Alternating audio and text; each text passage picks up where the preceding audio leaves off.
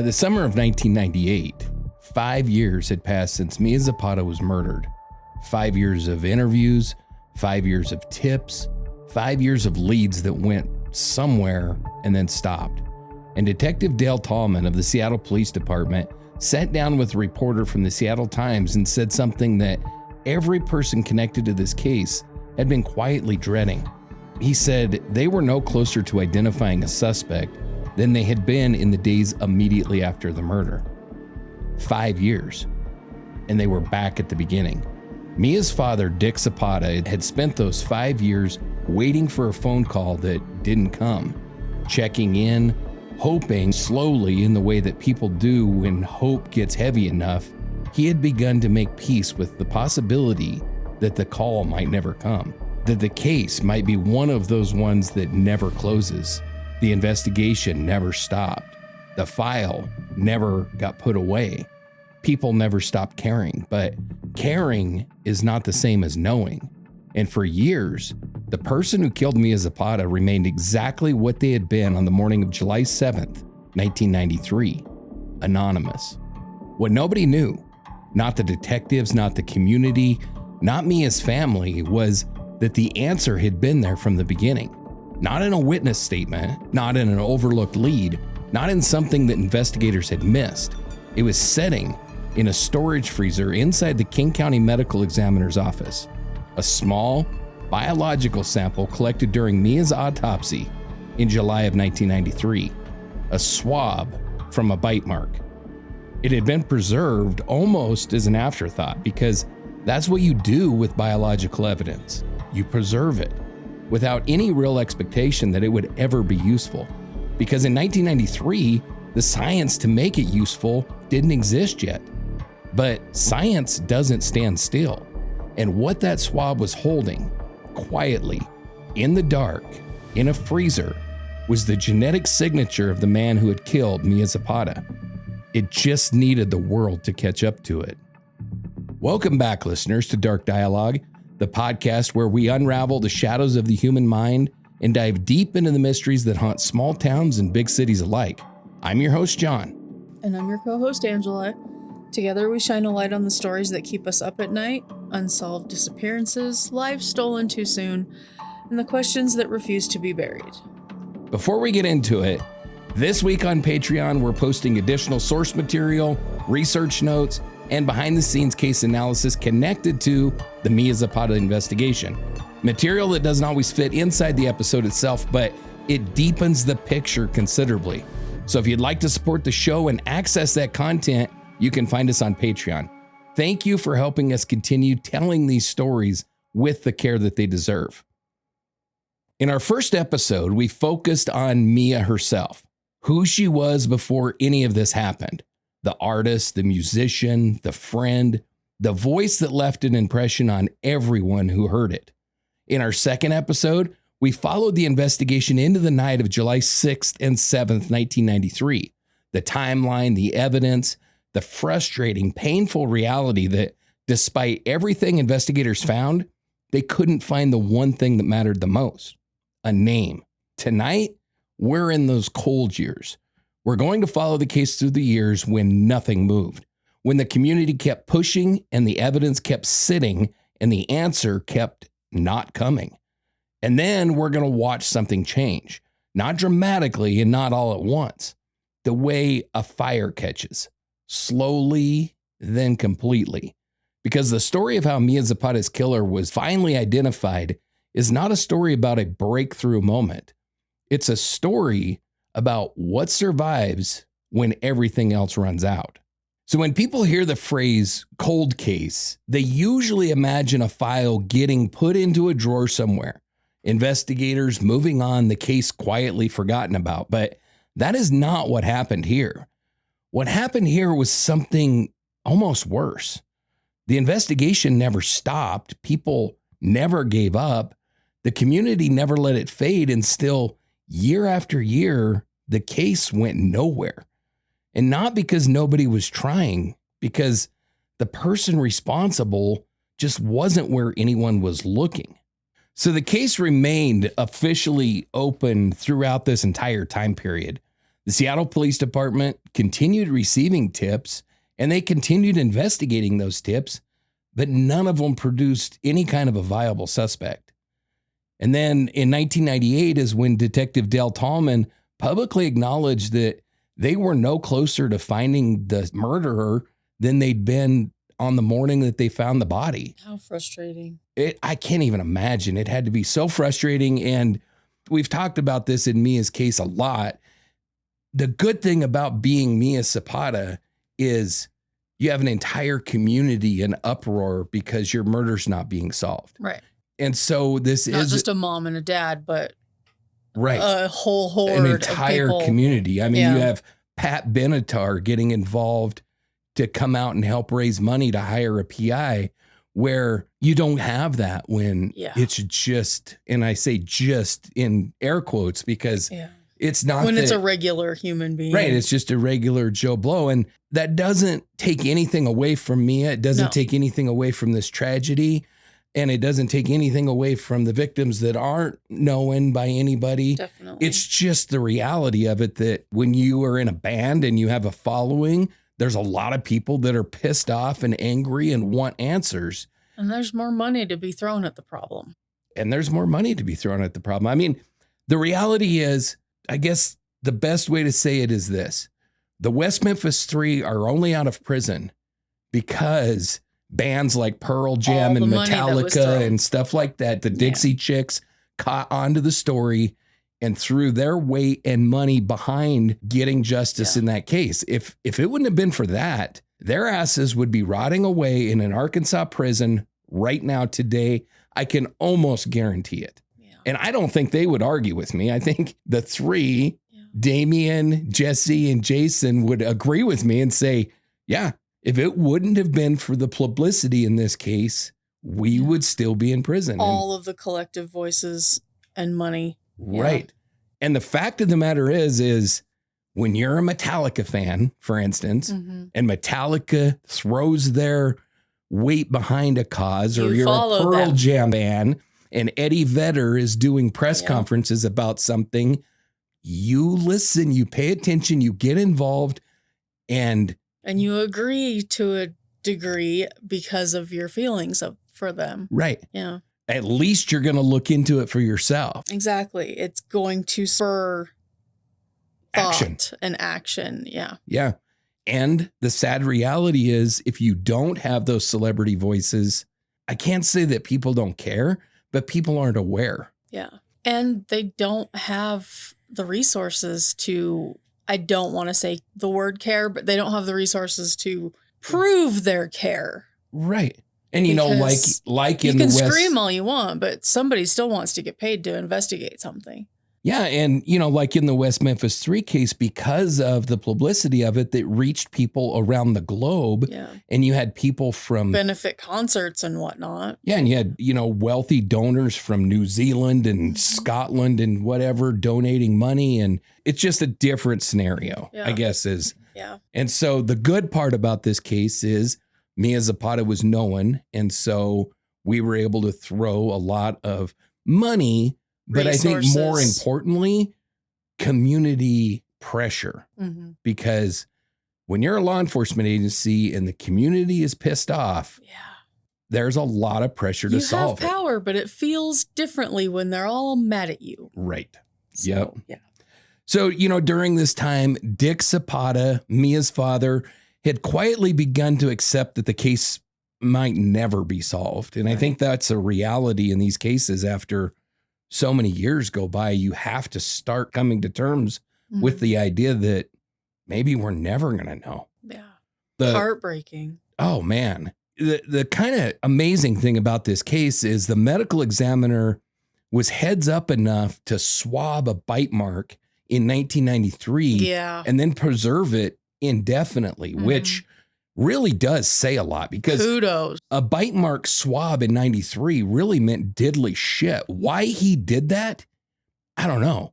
It's kind of like the investigator in the BTK case collecting the semen sample and holding on to it. Why? Someday. Because you look at something and you think, Well, maybe one day that'll be worth. I mean, it's their scientific mind. It's incredible. They though. know their scientific, intuitive mind knows something's going to catch up. But it's pretty impressive. Yeah. That they do that. I wasn't devaluing the impressiveness. That's why some people have that inside them. And others don't. That says the science is going to catch up. Yeah.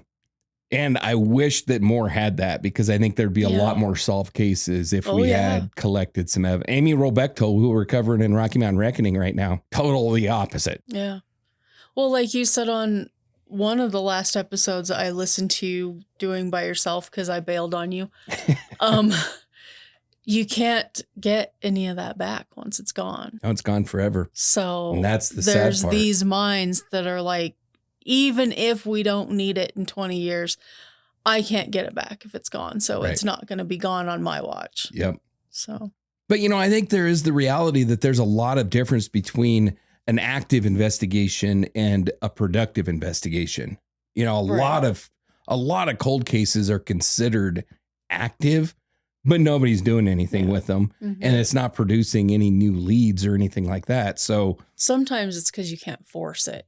Well, absolutely. But I'm just saying that there is a difference between those two things. There's an active case that is just really sitting on somebody's desk. Technically, it's active. If a lead comes in, if there's something to do, they'll follow it. But active enough that they're not going to talk to anybody about it. Right. Yeah. An investigation could be genuinely ongoing and still just be spinning in place. Mm-hmm. And that's not a failure of effort. It's what happens when the framework is wrong or when there's not enough evidence or whatever. The investigation. The jackwagon that did it is conveniently hiding in the perfect spot. Right. Yep. So, or technology just hasn't caught up yet, and in Mia's case, the investigation was looking into Mia's world, the people that knew Mia, the people that would have encountered Mia. And the answer was way outside Mia's world. Side note, I've been gone too long because for some reason I introduced the word jackwagon instead of saying asshat, like as is. Yeah, that's dark dialogue our protocol. Theme. Exactly. Where have I don't know. Anyway, sorry. But when Tallman come out and made that statement after 5 years, saying that they were pretty much in the same place that they were on day one, for her family, for the band members, for the community, that had to be like a major kick in the gut. It's like a NASCAR race. They go and they go and they go, but they're in the same place. Right. So community involvement is part of why the evidence remains such a priority. When the cold case squad was eventually formed, like we said, that visibility is really important.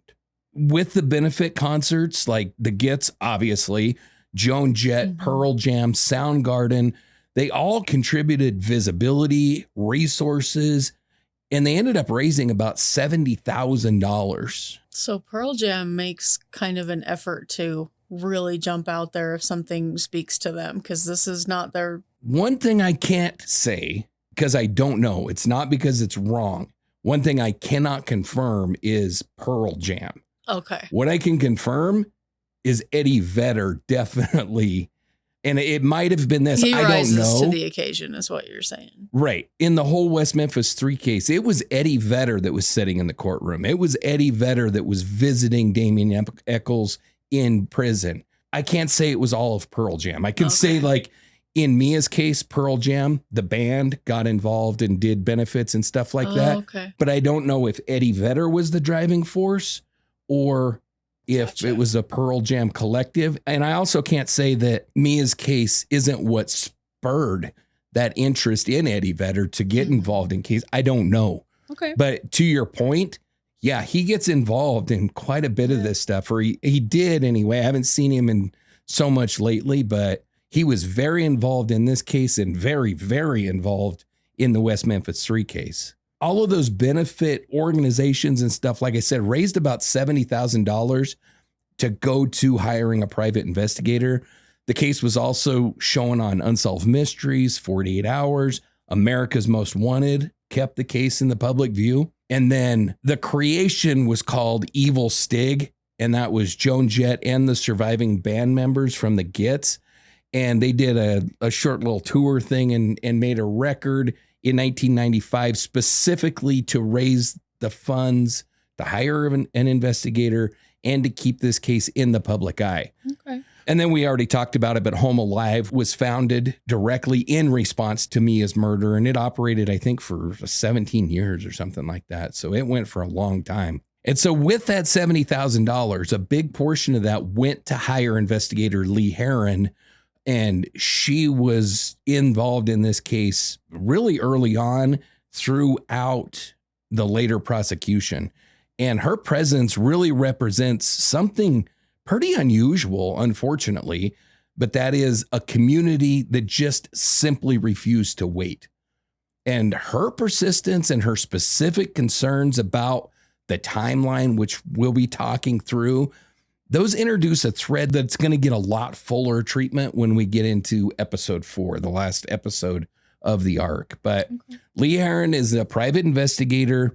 She was retained approximately 5 weeks after the murder and funded entirely through the community. All that stuff I just talked about is how she was funded. Right. And she worked in parallel with the Seattle Police Department, not in opposition. She kind of worked with them, and she made approximately. And they were okay with working with her because sometimes they don't like to. Yeah, I mean, I think it was probably a pretty standard private investigator, official investigator relationship where she shares with them, but they don't necessarily share a lot with her. Yeah. That's usually how it works. So I suspect that that's probably how it worked in this case as well. But at the peak, Lee Heron was getting or making approximately 10 calls a day at the peak of her investigation. So she was talking to a shit ton of people. And in her own words, she says, I wanted this job so badly. She really wanted to solve this case. Oh. So she explored the cab driver theory that Mia had gotten into a cab and that the cab driver had accosted her. She also explored a possible accomplice involvement. And as we'll talk about in episode 4, she still feels like there was somebody else involved. And she continued working on this case after that primary funding ran out. She kind of did a lot of work pro bono because she was invested at that point. Yeah, she was addicted now. Right. And, you know, like I said, after the DNA hit, she was not fully satisfied and she still remained concerned about the timeline constrictions, which I talked quite a bit about in episode 2 and we'll revisit again in episode 4. But the important thing really isn't that Lee Heron was tenacious. It's what her presence represented. The community didn't just raise money and hope for the best. They hired somebody to keep looking, keep digging, try to find the answers. Her cab driver theory pointed correctly, as it turns out, toward the offender coming from outside Mia's immediate social circle. She couldn't prove it at the time, but she kept pulling on that thread. Okay. I think probably the most important decision in Mia's case was this decision by the medical examiner to swab that bite mark and then keep that evidence. And that is really the bridge between the cold case years and the science segment that is going to follow. A quiet procedural decision made in July of 1993 is really the reason that this case gets solved at all. So during Mia's autopsy, the medical examiner collected swabs from the bite mark injuries to her right and her left nipple areas. He identified that it was saliva that was on those swabs. But in 1993, the technology could confirm that saliva was there, that it was saliva, but it couldn't use that saliva to generate a DNA profile. The sample size was just too small back then. And if you remember, you had to have quite a bit of DNA back then. Gallons of it, yeah. Yeah, like a pretty damn good sample of blood or something. And then we all know now that some sources are more rich in DNA. So like blood, you could get DNA from a smaller sample. Yeah. There's less DNA present in saliva. Touch DNA was something that wasn't even thought about in 1993. So just depending on where that sample's coming from, there's more DNA present in some stuff than there is in other stuff. Right. But he decided, you know what? I'm going to put this shit in the refrigerator and see what happens. And so he preserved that in storage, and not because anybody Good knew. looking out. Yeah, he didn't know that anybody would ever be able to do anything with it, but it was just his standard procedure. He just preserved everything. And that routine, an unremarkable procedural decision, is going to be the reason that this case finally gets solved. Nobody in the medical examiner's office made any kind of heroic choice. They were following procedure. Kind of feels that way a little bit, though. It does, and especially with the unsolved cases that we've talked through, where it's like, really? You didn't keep anything? Right? You know, it's like Amy's case. Wait, what? We're like, why doesn't this guy get a parade? You let civilians drive her car? You what? Yeah. And you know, you could go on and on and on with that. You know, I mean, it's like the UP 7519 case in Elko, Nevada. You go to look it up and there's nothing in there. Mm-hmm. I don't even think there's a way to contact the investigating agency. But yet this guy preserved something that is essentially useless in 1993. Time, yeah. So by the end of the 90s, Mia's case looked like what every detective fears the very most. And that is not a mystery, a dead end. Evidence was still there, and the questions obviously were still there. The people that loved Mia were still there. They were still waiting, still refusing to let her name disappear, but the path forward had vanished. And it would stay vanished until something that had nothing to do with Mia Zapata, nothing to do with Seattle, nothing to do with this investigation at all, began to change. And the easiest way to understand what changed is this. In 1993, forensic scientists could look at a biological sample and they could tell you something was there. By 2001, they could tell you who exactly belonged to that sample. And that's not a small gap. That is a decade of science, billions of dollars in research, thousands of cases that push that technology to that next level, and eventually a set of tools that could do what 1993 tools couldn't do. Mm-hmm. So the evidence in Mia's case hadn't moved. It didn't change. It just sat in a freezer and it waited, and the science came to it. Mm-hmm. DNA science in 93 primarily used RFLP-based technology, which required much larger, higher quality samples than you could get from a bite mark swab. And RFLP is? RFLP stands for Restriction Fragment Length Polymorphism. I understand why you didn't remember that. STR stands for Short Tandem Repeat. And both of them are DNA profiling techniques, but they differ fundamentally in methodology and sensitivity. STR has pretty much replaced RFLP in DNA testing, in forensics and paternity testing, because it requires much less DNA. And it works on degraded samples, and it's really highly automated. Okay. So the old RFLP technology is the reason that we required so much more. And then you get into the whole PCR part of that, which we'll be talking about. But for all of us that were alive and lived through COVID, PCR should be a pretty freaking standard term in your vocabulary at this point. It's able to take a very small sample and replicate it until it's large enough to be able to do something with. Right. You know, like in a test for a virus, they take a very small sample, they replicate it so many cycles until it's large enough that they can identify if the virus is there or not. We're not going to get into the legitimacy of the PCR test with COVID, but PCR technology does exist and is used in really is a big part of DNA testing and technology. And these are jobs you could not pay me enough to do. Really? No. Oh man, I'd be all into this. I don't want to be growing viruses anywhere. Oh, I don't want to be doing that shit either. I thought you meant like the DNA testing. Oh, no. Well, see, I still have a germ issue there. With the DNA test, you don't want to stick swabs in people's mouths and stuff? No, not so much. In Mia's case, this is where the momentum really begins to shift. The cold years were characterized by stillness, no movement, nothing happening. And again, not because anybody screwed anything up. It's just where it was. And now something is quietly, steadily building over this course.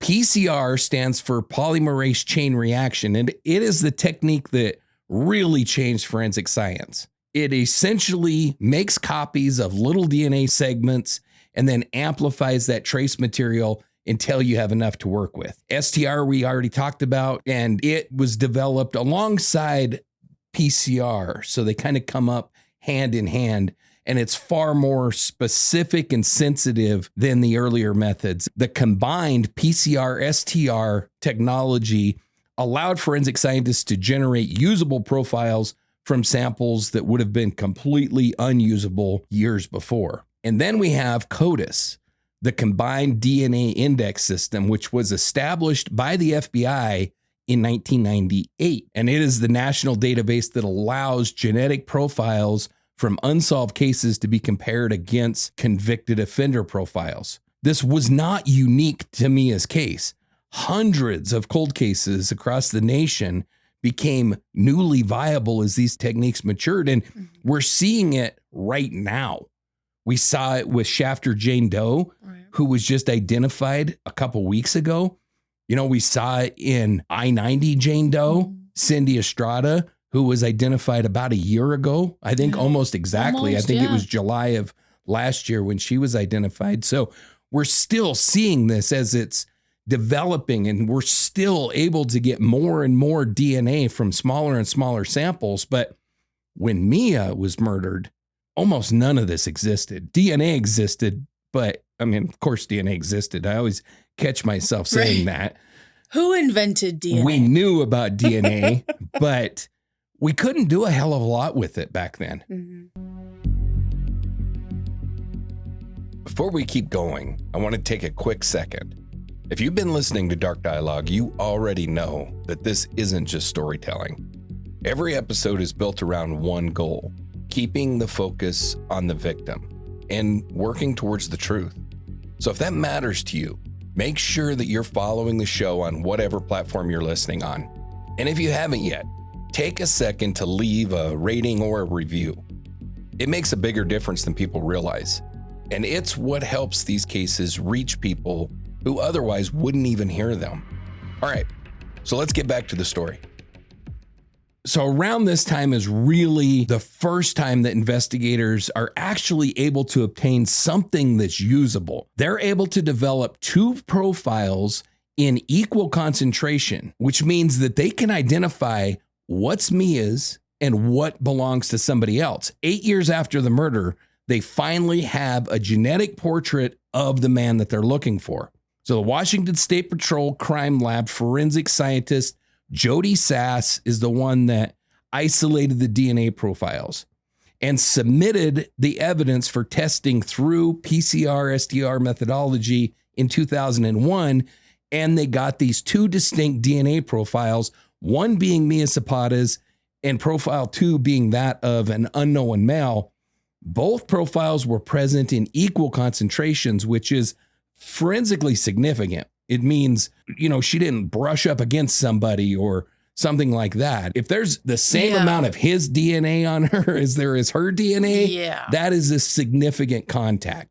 That is not proof on its own, but it is forensically significant. And it's part of why investigators were confident enough to enter that second profile into the relatively new CODIS system. 8 years after the murder, for the first time, there is a genetic profile of the person that killed Mia Zapata.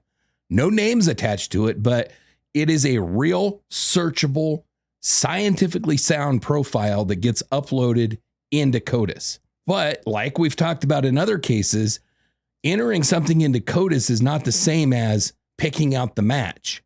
A profile is only useful if it can be compared against a known individual.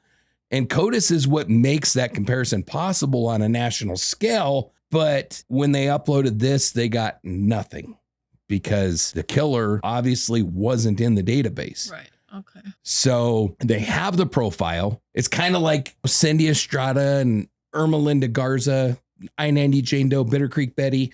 We had their DNA for a long damn time, but we just had waiting, and to we be had the discovered, killer's DNA, but there was nothing to match it to. Same thing kind of happened here. But this unknown male profile was entered into CODIS in June of 2002. At the time of its entry, there was approximately 2 million profiles in CODIS. So even that early, it had developed into a relatively large system with, 2 million. I don't know what it is now, but it's freaking ginormous at this point. But, no doubt. But the killer wasn't in the system. So the profile in there remained active. And it's the way CODIS works is it's continuously comparing those samples. When somebody else gets entered, it's running through all of the millions of uploads to see if anything matches.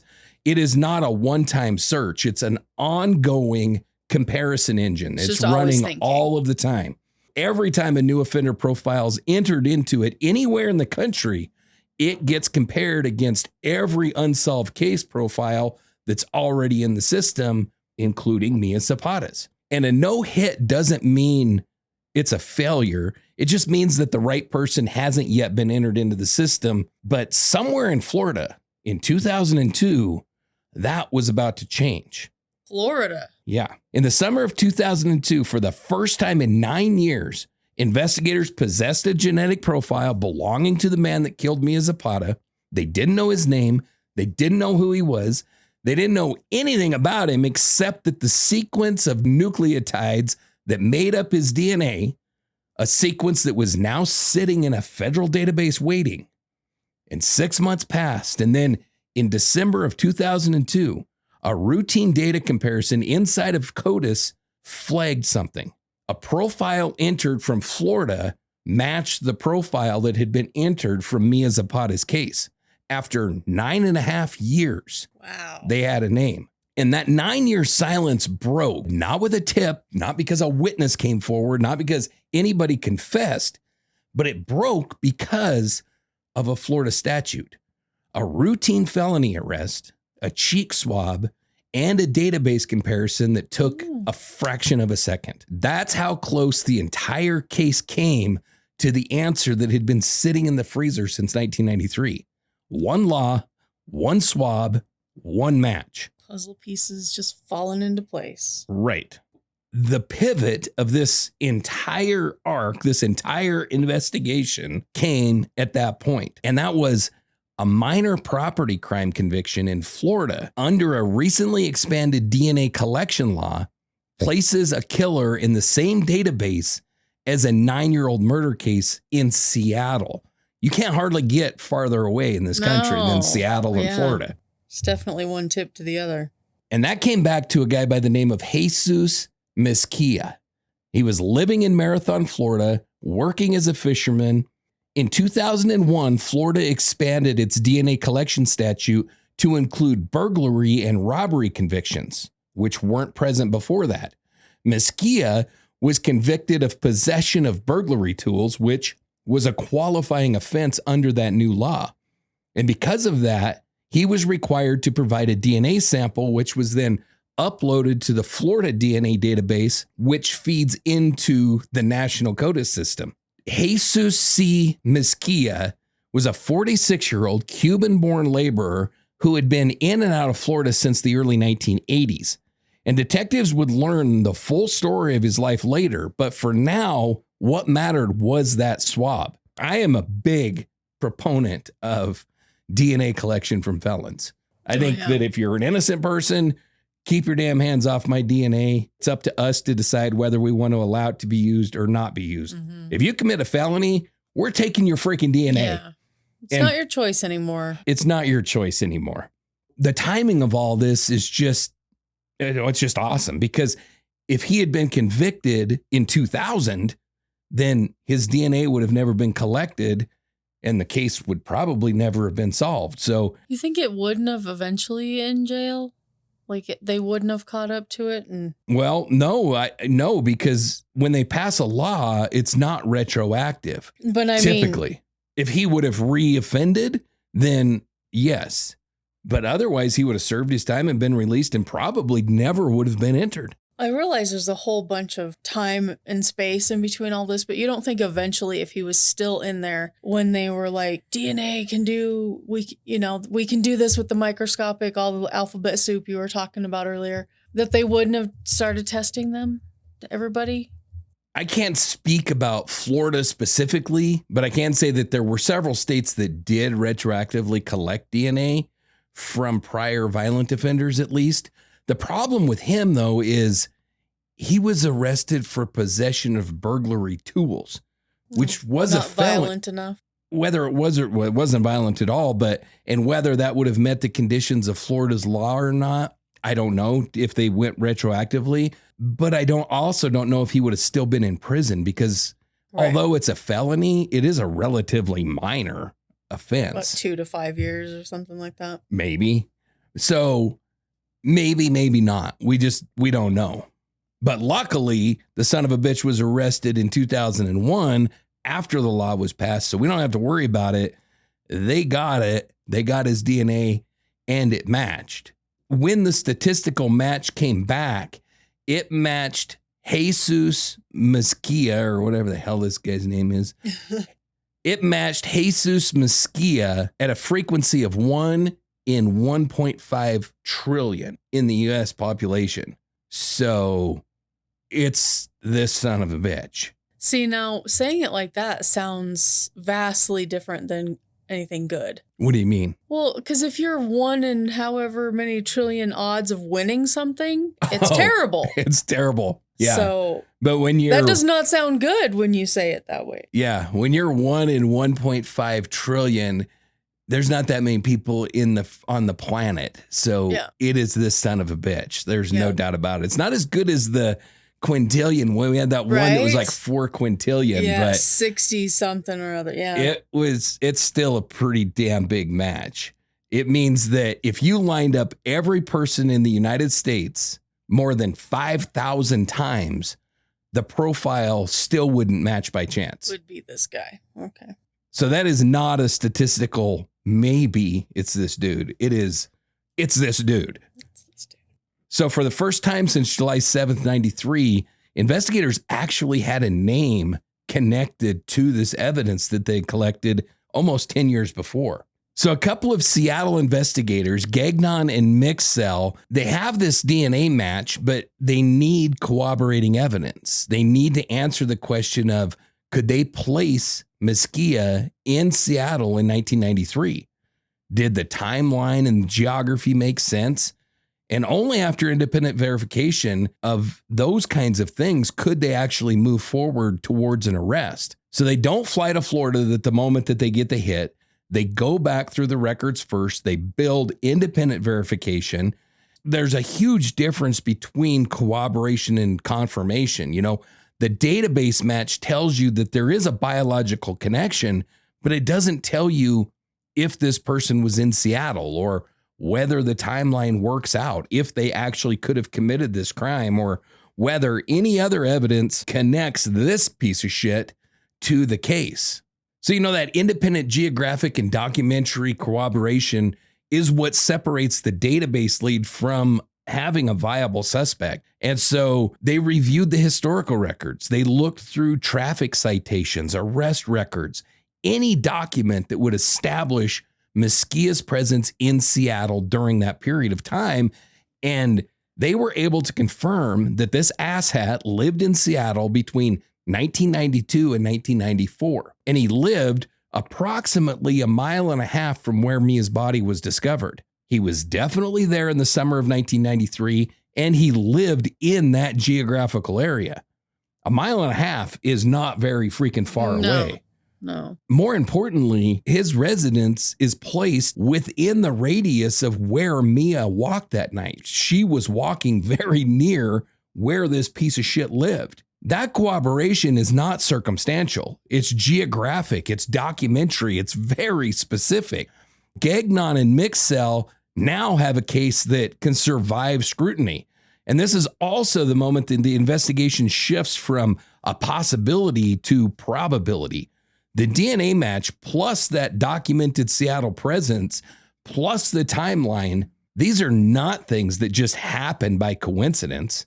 And so Gagnon and Mixell fly to Florida and they conduct an interview. Their strategy was to get statements from this asshat before they revealed, hey, buddy, we got your DNA. Right.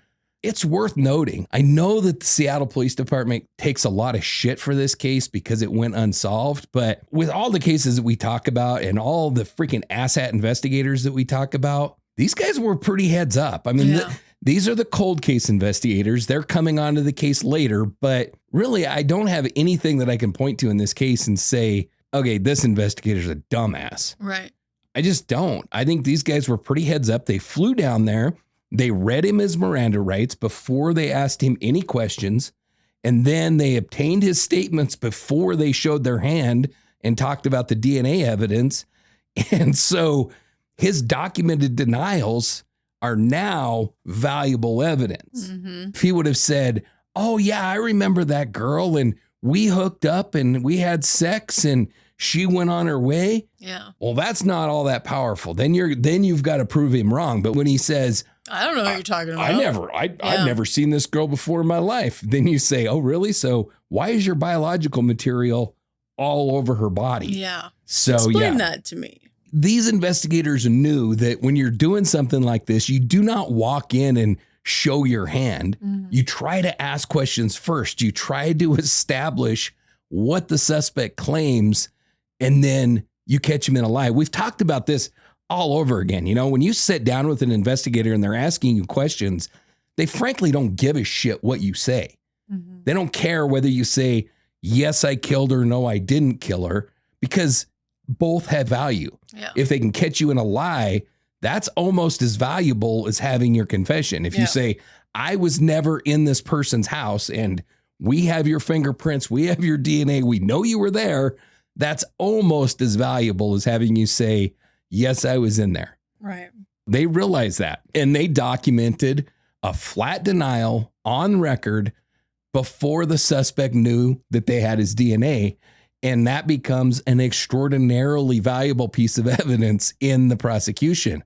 If he'd have been told about the match first and then questioned, then any statements that he made would carry way less weight. So these guys did it right. So then he starts backpedaling. Right. They've caught him in a lie now. He didn't say that he might have met her. He didn't say he didn't remember. He said that he had no connection to this woman. He had never seen her before. He had no knowledge of her.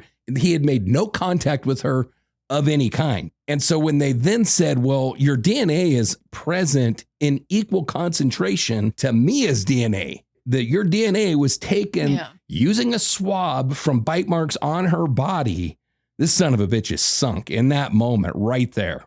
Do they take teeth impressions? Am I foreshadowing? Teeth impressions weren't taken in this case that I was able to find. Too infant for that? Was it not really a thing? You know, tooth impressions have really kind of gone away. When Bundy was arrested, he was convicted on saying that teeth impressions are as valuable as a fingerprint. If we match your tooth impressions, it's the same thing as matching your fingerprints. Technology has kind of told us over the years that that's not true. Okay. Not saying that Ted Bundy was innocent and not saying the son of a bitch shouldn't have been put to death or shouldn't have been convicted, because I think we all know that he was. But that whole science has kind of come to be viewed as a pseudoscience that is not as reliable as once thought about. Same as like fiber identification. They used to be able to look at a fiber and say, this came from that car. They can't do that anymore. Oh, yeah, carpet fibers. Now they are able to say it is consistent with that kind. And if the defense attorney says, can you say that it definitely came from that?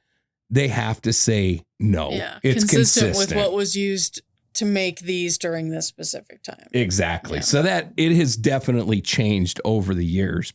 Investigators were able to establish the DNA match. They were able to establish his lies and connect him to Seattle. So probable cause was established.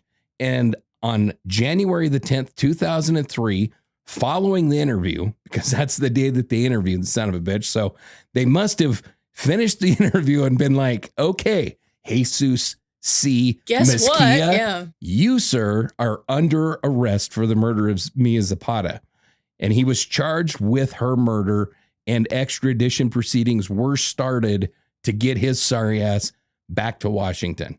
But, you know, the arrest answered a question that had been laying out there for almost 10 years, but obviously it didn't restore anything. Mm-hmm. You know, the emotional complexity of this moment is still present there. Nothing goes away. If anything, it rubs it more raw because it's wakening it again. Exactly. You know, it's probably a sense of relief, but not a sense of triumph. Bittersweet. Right. The family was notified. Dick Zapata, who had privately already accepted the fact that the case may never be solved, received the call that they finally had the son of a bitch. The public reaction was immediate and complicated. There was relief, but it was also mixed with almost 10 years of grief being reopened again, just like you said. Yeah. Seattle Police Department spokesman Deanna Nolette confirmed the arrest publicly. That renewed public attention at a national level. And quite frankly, when Mia Zapata was murdered, we've talked about this in previous episodes. When Mia Zapata was murdered, outside of that punk scene in Seattle and on the West Coast, she was relatively unknown. 10 years later, after Unsolved Mysteries, 48 Hours, America's Most Wanted, she was now known nationally. Yeah. People that never listened to punk music knew about Mia Zapata. So now we have a national reaction to this arrest. But an arrest is not a conviction. A DNA match is not a verdict. And identifying a suspect is not the same thing as proving what happened. So that would come next in a courtroom with a jury. So in our next episode, we're going to follow this case to trial. We'll examine the evidence that was presented to the jury. We're going to look at arguments from both sides, and we're going to ask the question that Dark Dialogue always asks. Did the evidence actually prove what prosecutors claimed that it proved? But before we go, we have to do something important first. 3 episodes in, I want to be honest about something. The way that Mia Zapata gets talked about in true crime coverage, in music history, in the case files, and even in this series, the focus almost always ends up on the investigation. What happened to Mia Zapata? On the 9 years that went with no answer, the DNA hit, and the arrest, and all of that is important. We've spent 3 episodes on it for that reason. But it does have a cost, and that cost is Mia Zapata. Yeah. The actual person, the one who existed before July 6, 1993, and the one who is only barely visible underneath the weight of what happened after. So before we close tonight, I want to try to put some of that back. This is Deliver Me by the JJ Hawk Band, and this is Mia Zapata.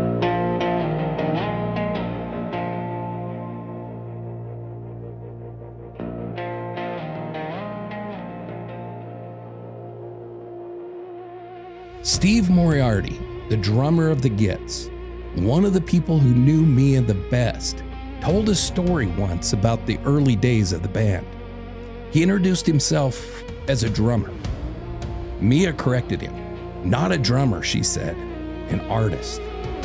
He said it again, drummer. She said it again, artist. She wasn't being difficult. She was being precise because to Mia, that distinction mattered. The instrument was just the instrument. What you were, what you actually were, underneath the technique and the scene and the label that people put on you, was an artist. That's how she saw people. That's what she insisted on seeing. And that, I think, is the most Mia thing that I've encountered in researching this case. Not the voice, though her voice was extraordinary. Not the performances, though people who saw her perform describe it in terms that sound almost involuntary, like they couldn't have looked away even if they tried. The insistence on seeing people fully, on refusing to let someone define themselves smaller than they were. Mia Zapata was a painter, not also painted. She was a painter.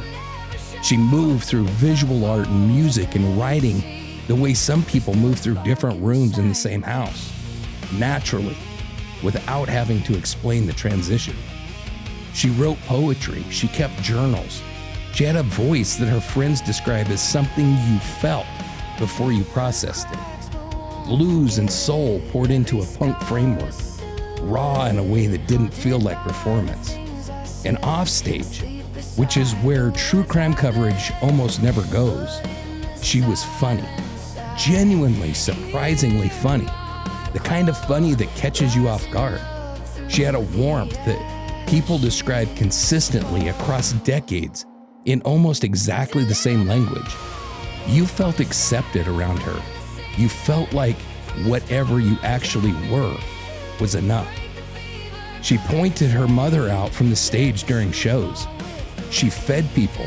She showed up for people in the ordinary, non-dramatic ways that don't make it into case files. She was, by every account, the kind of person who made people around her feel more like themselves. That's a specific and rare gift, and it gets lost almost completely under the story of how she died. Mia was 27 years old in the summer of 1993. The Gits were gaining real momentum. Atlantic Records was paying attention. After years of sleeping on floors and hauling equipment and building everything piece by piece, the future was opening. Not guaranteed, but opening. And she had plans, not vague ones, specific ones. She was going to re-record the vocals on Enter the Conquering Chicken because she wasn't satisfied with what they'd captured. The version that exists, the one that people have been listening to for 30 years, is not the version that Mia intended to release. That detail has stayed with me because it's such a specific human artist thing. Knowing that what you made isn't finished yet, knowing what it's supposed to be, having the intention to go back and do it again until it's right. She never got to go back. The music she didn't re-record, the paintings she didn't finish, the songs she hadn't written yet, the performances that didn't happen, the years she didn't get to live into. That's what was taken. Not just a life in the abstract, but a specific, ongoing, unfinished life that was in the middle of becoming something. What survives is the work she did finish, and it's enough to make you understand what the loss was.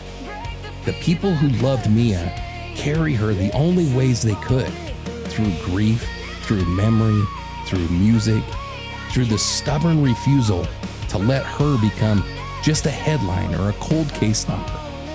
And through that understanding, quiet, persistent, never fully resolved, that what she left behind was real, that it mattered, that it still does.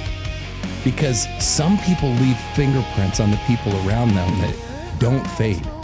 And 30 years later, Mia Zapata still does. So tonight we remember Mia Zapata, a musician, a friend, a daughter, a voice that left an unmistakable mark on the people fortunate enough to hear it. Mia was 27 years old. She was loved, she is remembered, and she will not be forgotten.